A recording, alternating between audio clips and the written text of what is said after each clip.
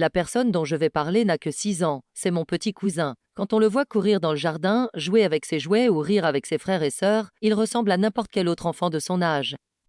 Pourtant, derrière cette apparence normale, quelque chose d'inquiétant se passe depuis quelques années.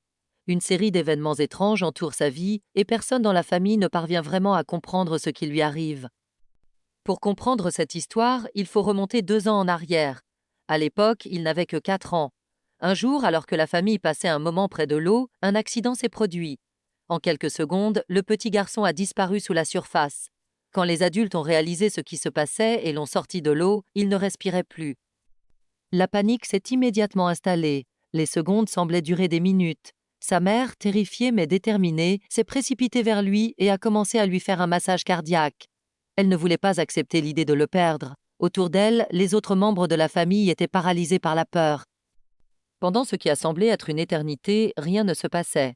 Puis soudainement, l'enfant a repris une respiration. Les secours sont arrivés peu de temps après. Les pompiers ont expliqué à la famille que l'intervention de sa mère avait probablement sauvé sa vie. Sans ce massage cardiaque, ont-ils dit, l'enfant ne serait probablement plus là aujourd'hui. Après cet événement, toute la famille a vécu pendant plusieurs semaines dans une sorte d'état de choc. On répétait souvent que l'enfant avait eu énormément de chance. Sa mère, surtout, avait du mal à réaliser ce qui s'était passé. Elle repensait sans cesse à ces minutes où elle croyait l'avoir perdu. Mais peu à peu, la vie a repris son cours. Les journées se sont remplies de nouveau des bruits habituels. Les repas en famille, les jeux des enfants, les conversations ordinaires. Pendant un certain temps, tout semblait vraiment redevenu normal. Le petit garçon jouait, riait, courait comme tous les enfants.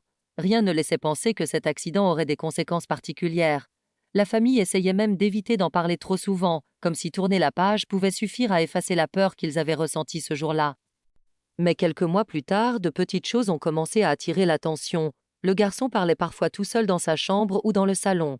Au début, personne n'y voyait quelque chose d'étrange. Les enfants ont souvent des jeux imaginaires, des amis invisibles ou des histoires qu'ils inventent pour s'amuser. Cependant, avec le temps, ses propos ont commencé à devenir plus précis. Il ne parlait pas d'un ami imaginaire joyeux ou d'un personnage inventé. Il parlait d'une ombre, une silhouette sombre qui ressemblait à un homme. Il disait la voir dans certaines pièces de la maison. Ce qui inquiétait particulièrement sa mère, c'était la manière dont il décrivait cette présence. Il expliquait qu'il ne voyait jamais son visage. Pour lui, c'était simplement une forme humaine entièrement sombre, comme une ombre découpée dans l'air. Un soir, sa mère est entrée dans sa chambre et l'a surpris en pleine conversation. Il était assis sur son lit et parlait doucement, comme s'il répondait à quelqu'un qui se tenait devant lui. Lorsqu'elle lui a demandé à qui il parlait, il a répondu très calmement « Il n'est pas là, mais je le vois, et il me parle ». Cette réponse a profondément bouleversé sa mère. Sur le moment, elle a essayé de rester calme pour ne pas effrayer davantage son enfant. Elle lui a demandé ce que cette ombre lui disait, mais le petit garçon est resté vague. Il expliquait seulement que l'ombre lui parlait parfois, surtout quand il était seul dans sa chambre ou quand la maison devenait silencieuse le soir. Les jours suivants, sa mère a commencé à observer son comportement avec beaucoup plus d'attention. Elle remarquait que par moments, son regard se fixait dans un coin de la pièce, comme s'il suivait quelqu'un des yeux. Parfois, il semblait écouter quelque chose que personne d'autre ne pouvait entendre. Au début, elle espérait encore qu'il s'agissait simplement d'une phase. Elle essayait de se convaincre que tous les enfants ont des périodes où leur imagination déborde. Pourtant, certaines choses l'empêchaient de se rassurer. L'enfant décrivait toujours la même silhouette, toujours de la même manière, comme si cette présence faisait réellement partie de son quotidien. Avec le temps, ses paroles sont devenues plus précises. Il expliquait que l'ombre apparaissait surtout quand il se retrouvait seul dans une pièce ou lorsque la maison devenait silencieuse le soir. Parfois, il disait qu'elle restait immobile dans un coin, comme si elle l'observait. Puis les premières crises de panique sont apparues de manière de plus en plus fréquente. Au début, c'était de simples moments où l'enfant semblait inquiet ou agité, mais progressivement, ces épisodes sont devenus plus intenses. Il pouvait se mettre à pleurer soudainement, dire qu'il ne se sentait pas bien, qu'il avait peur sans pouvoir expliquer clairement pourquoi. Ses parents essayaient de le rassurer, de lui parler calmement, de lui expliquer que tout allait bien, mais il restait parfois plongé dans un état de peur difficile à calmer. On voyait dans ses yeux qu'il ressentait quelque chose de réel pour lui, quelque chose que les autres ne pouvaient ni voir ni comprendre. Lors de certaines de ces crises, ses paroles devenaient encore plus inquiétantes. Il disait parfois qu'il voulait mourir ou qu'il voulait sauter par la fenêtre pour que tout s'arrête. Ses parents ont d'abord pensé qu'il répétait peut-être des mots qu'il avait entendus ailleurs. Mais plus il l'écoutait, plus il comprenait que ces phrases semblaient venir directement de sa propre angoisse. Pour un enfant de cet âge, entendre ce type de pensée est extrêmement troublant et cela a profondément bouleversé toute la famille. Un jour, pendant une crise particulièrement forte, il a prononcé une phrase qui a marqué tout le monde. Il a dit que l'ombre lui avait expliqué que sa grande sœur devait mourir elle aussi. Entendre ces mots a été un véritable choc. Les parents ont immédiatement compris que la situation dépassait largement une simple imagination d'enfant. La peur s'est installée dans la famille, non seulement pour le bien-être de l'enfant, mais aussi pour comprendre d'où pouvaient venir de telles idées. C'est à ce moment-là que ses parents ont décidé de chercher de l'aide plus sérieusement.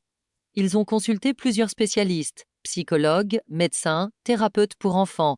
Chacun a essayé d'analyser la situation, de comprendre ce qui se passait dans l'esprit du petit garçon. Certains ont parlé d'un traumatisme possible lié à l'accident de noyade, d'autres ont évoqué l'anxiété ou une imagination très développée.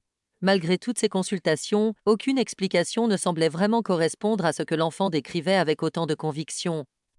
Pendant ce temps, le petit garçon continuait d'affirmer qu'il voyait cette ombre. Il disait qu'elle apparaissait dans différentes pièces de la maison, parfois dans le couloir, parfois près des escaliers, parfois derrière lui quand il jouait.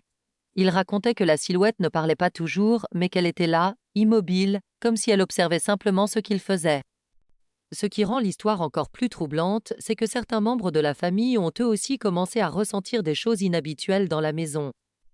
Sa grande sœur et son grand frère ont déjà raconté avoir eu l'impression étrange d'être observés ou d'entendre des bruits inhabituels lorsqu'ils étaient seuls dans certaines pièces.